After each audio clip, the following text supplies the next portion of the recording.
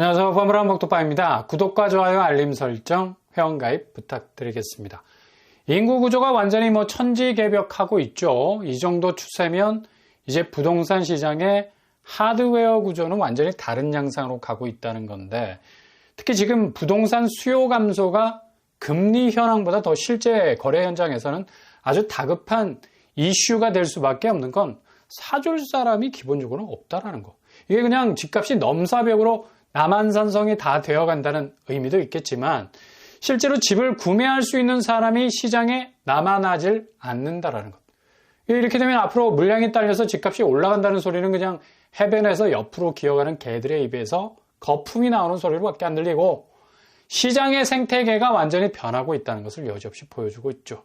한국은 금리 환경에 직접적인 영향을 받는 충격파도 있겠지만, 자체적인 수요 급감이 드라마틱하게 줄고 있다는 것도 앞으로 부동산 시장이 견뎌내야 할 길고 긴 하락의 진폭을 만들어낼 수 있는 아주 중요한 포인트. 지금 한국 인구 구조 파이는 무슨 피자 커팅을 완전히 원수질 일이 있나 이런 식으로 쪼개놓으면 눈치코치 볼 것도 없이 가장 넉넉한 파이 쪽을 택할 수밖에 없는 전쟁인데, 길을 쓰고 피자 한 판 두고 용쟁 호투를 치러야 할 판이죠. 지금 한국 인구 구조는 1인 세대가 압도적인 지표로 치고 나오고 있는 추세인데요. 거의 1000만 세대가 1인 세대가 되고 있는데, 정말 이 지표만 봐도 아득하다는 생각이 들 겁니다. 특히 부동산 쪽에 80% 이상 자산이 몰려 있는 것도 이렇게 인구 구조가 급격하게 변하고 있는데, 어찌 이후에 그렇게 시장에 넘쳐날 매물들을 소화해줄 사람들이 살아남을 수 있겠습니까? 무슨 라이언 일병 구하기 식으로 내 집을 사줄 사람을 목숨 걸고 찾아다녀야 할지도 모를 엄청난 위기감을 느낄 수밖에 없는 추세란 얘기죠. 일종의 설거지는 전혀 할 수 없는 구조로 간다는 겁니다. 윗세대의 집들 죄다 아랫세대들이 물 받아서 그대로 세척해 줄 수 있는 처지가 못 된다라는 거죠. 일단 은퇴 세대들이 가장 애지중지 키워온 부동산 자산이 빠개지기 시작을 하면 이걸 후두둑 떨어지는 대추알 주울어다니는 기분으로 나락간 자산들을 주울 수는 있겠으나, 그걸 제값 주고 사지는 네버 에버 절대로 하지 않을 겁니다. 1인 세대의 분위기는 앞으로 부동산 시장의 거래 단절에 직격탄이 될 거란 얘기죠. 그냥 집값이 비싸고 금리가 높아서 집을 사지 않겠다고 손절하는 것이 아니라 아예 집에 대한 개념이 그냥 실거주 개념으로 가지 자산 개념으로는 절대 갈 수 없는 구조가 고착화되고 있다는 얘기입니다. 특히 1인 가구의 가처분 소득, 그러니까 실제로 자기가 벌어서 쓸 수 있는 수입 부분이 별반 2018년과 비교해서도 그리 크게 나아진 면이 별로 없어요. 4인 가구 6천에 비해서 1인 가구는 3천 수준에 근접한 평균값을 가지기 때문에 이것만 봐도 고가의 서울집들 절대로 살 수 없는 경제적 구조가 지갑을 아예 공구리 쳐버리기 때문에 지금 상승하고 반등한다는 서울의 핵심 입지에서의 집들 피라미드 되기 딱 십상이죠. 그냥 역사적 구조물 되기 딱 좋아요. 이게 아무리 거품을 쓰나미급으로 빨아당긴 버블 집값의 구조를 가지고 있어도 실제로 황금성이라는 부분에서 다시 건물이 현찰로 바뀔 수 있는 리사이클링이 돼야 되는데 이게 기본적으로 안 된다는 거예요. 그래서 랜드마크라고 부르는 아파트들 죄다 그냥 고목 쓰러지듯이 넘어가기 시작을 할 건데, 1인 가구가 단박에 올해 들어서 1000만이라는 시계를 가리킬지, 그것도 최단 시간에 이렇게 될 줄은 아무도 몰랐을 거예요. 부동산과 인구 구조는 서로 물리는 부분이 없다고도 생각했거든. 아무리 인구 구조의 변화가 있어도 한국의 부동산은 영원한 깃발, 그렇게 하염없이 펄럭이는 자산 시장이 가장 선봉에 선 고점의 깃발이라고 생각했는데 여지없이 무너지게 생겼다는 얘기죠. 이렇게 1인 가구가 1000만급이 되고 실제로 소득 기준 자체가 3, 4인 가구보다 낮을 수밖에 없지. 한 사람이 버는 것과 쌍으로 맞벌이에 들어가는 것에도 차이가 있고, 4인 가구가 모두 노동 생산성 있는 그런 가정과 한 명만 꼴랑 세대로 구성되어 있는 집과의 차이는 엄청난 소득 수준의 격차가 벌어지는 거 당연하죠. 결국 이걸 함수관계로 따지자면 아주 단순해. 70% 인구는 청년과 노인이야. 가구 평균 절반에 미치지 못하는 또 소득. 이 사람들이 나머지 시장에 나오는 아파트들 다 사줘야 매물 적체가 해소가 돼야 된다는 얘기인데, 수치적으로 도저히 줄걷기가 안 된다는 거지. 미스매치. 이렇게 서로 안 맞는 그림 퍼즐을 맞추려 하니까 뭔가 수요와 공급이 딱딱 맞아 들어가야 하는 건데, 기본적으로 이게 작동이 안 되는 시장은 앞으로 미래가 없는 겁니다. 그래서 지금 부동산 하락세를 단기적인 사이클상의 약세장으로 보는 게 얼마나 근시안적인 생각인지를 보여주는 거고, 일단 무주택자, 1주택자는 이렇게 혼조세를 보이는 시장에서 약간의 틈이 벌어진 시간적 차이를 아주 현명한 타이밍으로 잡게 된다면 지금의 변화가 굉장한 기회일 수 있습니다. 이후 앞으로는 다시 못 올 골든타임이 될 수 있다는 얘기죠.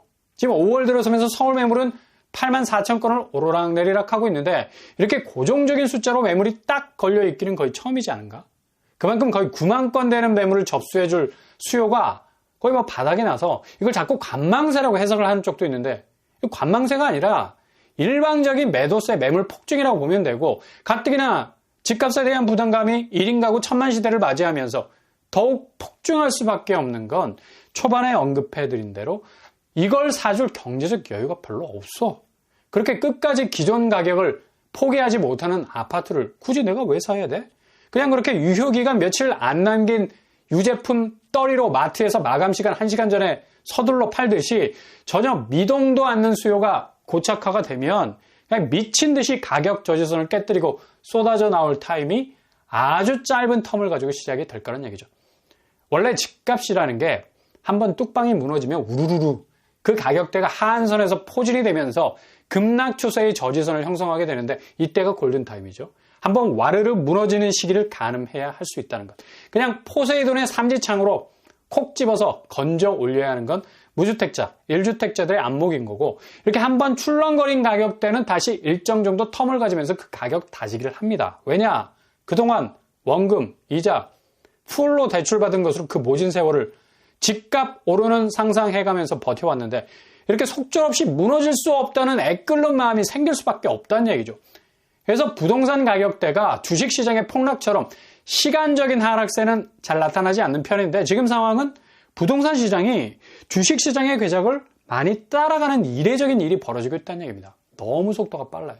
아무튼 이렇게 떨어지는 추세 브레이크를 잡으려고 가격 하한선은 다시 일정한 텀으로 지지대를 형성하고 버티기를 하겠지만, 결국 부러진 지지대를 가지고는 더 이상 버틸 힘이 없는 거죠. 그렇게 집값에 스크래치가 났는데 무슨 수로 이걸 막아내? 이런 현실을 그대로 재현해 주는 곳이 바로 지금 노도강 아파트들입니다. 지난 한 달간 노원구 거래 특징을 보면 대체로 소형 위주로 거래됐던 징후들이 징하게 이제 뭐 중대형으로 산불 번져나가듯이 확 퍼지고 있어요. 고점 대비 18억에서 14억 수준, 50평대.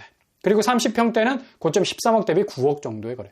여하튼 노원구도 중대형 하면 그동안 무진장 뻔뿌지를 받아왔던 곳이고, 이렇게 점점 중대형 아파트들 가격들이 까이고 있는 건데, 이건 좀 전에 말씀드린 부러진 지지대를 가지고 중대형이 버텨왔다라는 것. 무슨 말이냐? 이미 소형 아파트들이 2, 3억대로 팔려나가면서 갭투들이 거의 미친 것처럼 가격을 후려치고 팔자를 외쳐댔는데, 그대로 노도강 아파트들의 가격 평균을 훅 하고 내리고 있다는 얘기입니다.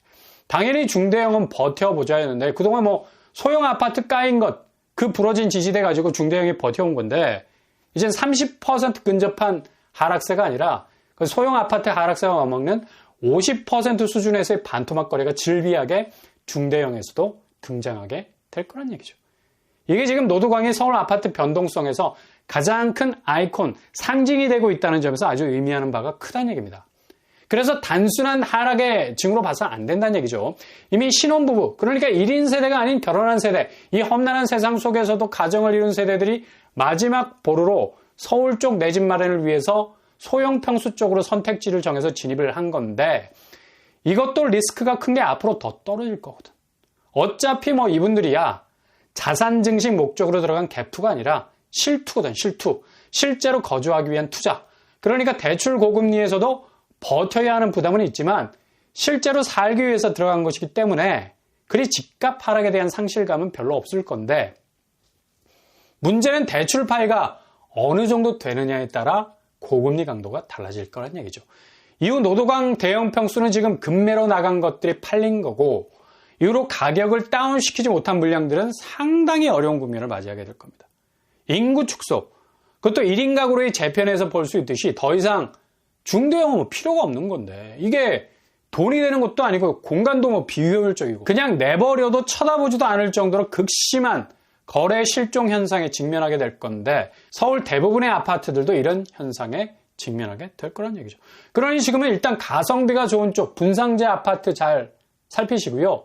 일단 좀 전에 말씀드렸듯이 구축 매매 시장은 시간이 이기는 장사가 없어요. 모든 매매 시장의 아파트 값은 무한정 저지대로 갈 거고 여기에서도 골든타임 잡을 수 있을 거니까. 그리고 신축 쪽은 무조건 분상제 보셔야 된다는 얘기예요. 서초구와 가까운 경기권인데 강남과 이렇게 가까운 곳이 있었던가? 상당히 입지가 핵이죠, 핵. 그리고 당장 다음 달에 오픈을 하게 되는데 여기도 체크를 해보셔야 되겠습니다. 과천, 대방디에트르, 에스트블럭. 아휴, 이제 드디어 나오네. 민간 분양으로 전환을 했었죠, 여기. 규모는 800채 정도 됩니다. 상당하죠. 분양가는 분상제 적용으로 6억 후반에서 7억 중반 정도로 예상이 됩니다. 지금 나오는 분양가와는 약간의 결이 다를 수가 있고요. 입지도 꽤 괜찮아서 초역세는 아니지만 어느 정도 접근성이 좋은 곳이라 볼 수가 있어요. 이런 곳들은 잘게 썰어서 잘 들여다보셔야 되겠죠. 일단 뭐 입주자 모집 공고 나오는 거 봐야 됩니다. 어떻게 나올지. 공공분양이 그래도 아니라서 자격 필터링이 까다롭지 않은 그런 면이 있고요. 소득기준, 자산기준은 없습니다.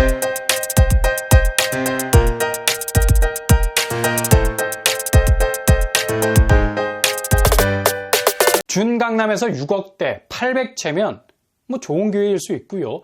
미친 고분양가를 피할 수 있는 분상제 지역이라는 얘기죠. 아무튼 지금의 흐름 잘 타고 가실 수 있길 바랍니다. 그러면 반드시 틈새를 통해서 좋은 기회를 잡으실 수 있는 찬스가 오실 겁니다. 오늘의 부동산 캐릭터 인구구조의 급격한 변화 1인 세대는 부동산 시장을 한바탕 완전히 뒤집어 놓을 듯 보이고 현재 부동산 흐름을 완전히 또 뒤바꿔 놓을 것 같습니다. 그러니 잘만 기다리신다면 좋은 기회 찾아올 것 같고요. 게다가 틈새도 꾸준히 공략을 하셔라. 잘 체크해 보신다면 분명히 해법은 있습니다. 올동원합니다. 항상 여러분의 길이 꽃길만 되실 수 있길 바랍니다. 이상으로 번번한 목국방을 마치겠습니다. 구독과 좋아요 부탁드립니다. 감사합니다.